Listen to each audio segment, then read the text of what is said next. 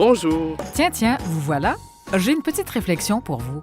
Vous savez que tout au long de leur cheminement, les étudiants universitaires doivent faire des choix difficiles, voire même résoudre des dilemmes cornéliens.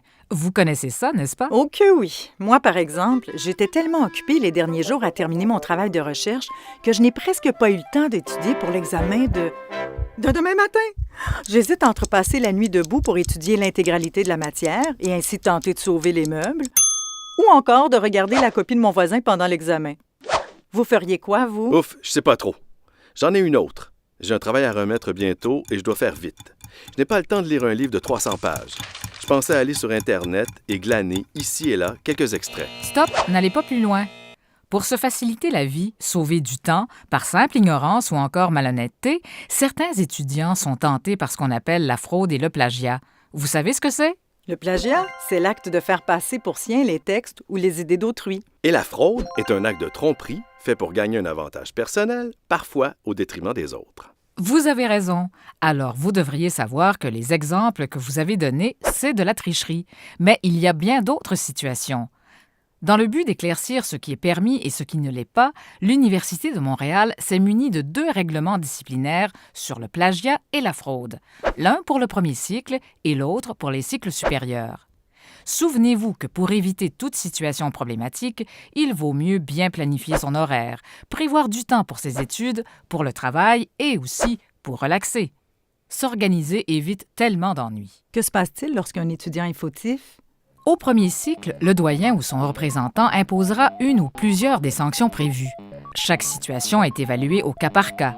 Ça peut être une réprimande, l'attribution de la note F pour l'examen, l'attribution de la note F pour le cours en cause, accompagné ou non de l'obligation de reprendre le cours, l'obligation de réussir un ou des cours additionnels comme condition de l'obtention du diplôme, la suspension d'inscription à un ou des cours d'un programme pour un minimum d'un trimestre et un maximum de 3 trimestres, l'exclusion définitive du programme concerné, la suspension d'inscription à tout cours offert à l'université pour un minimum d'un trimestre et un maximum de 3 trimestres, le renvoi de l'université pour une durée de 3 trimestres, l'exclusion de l'université ou encore le retrait pur et simple du diplôme. Et pour les étudiants et les étudiantes de maîtrise et de doctorat, c'est la même chose? À la maîtrise et au doctorat, les mêmes règles de base s'appliquent, mais les conditions sont encore plus strictes. Vous pourriez être exclu définitivement de l'université tout en laissant une trace indélébile dans votre dossier universitaire, voire même votre parcours professionnel.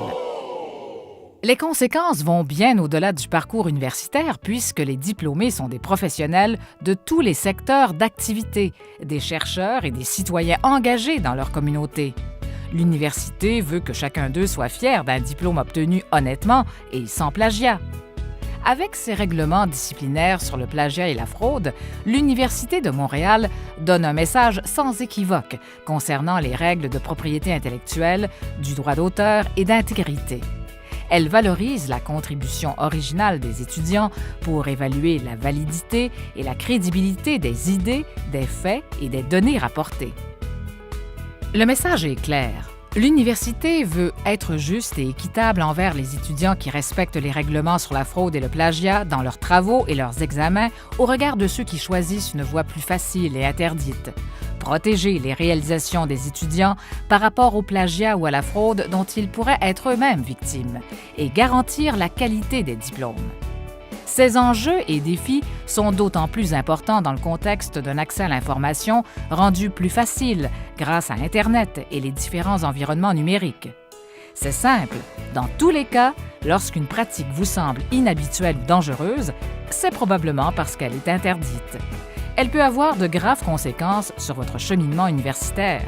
En cas de doute, je vous invite à consulter les règlements de l'université à l'adresse intégrité.umontréal.ca. En faisant preuve d'intégrité, vous éviterez bien des problèmes, aurez la conscience tranquille et pourrez être fier de votre diplôme obtenu à juste titre. Merci. Je prends en note l'adresse intégrité.umontréal.ca. Au revoir. Cette capsule est une présentation de l'Université de Montréal.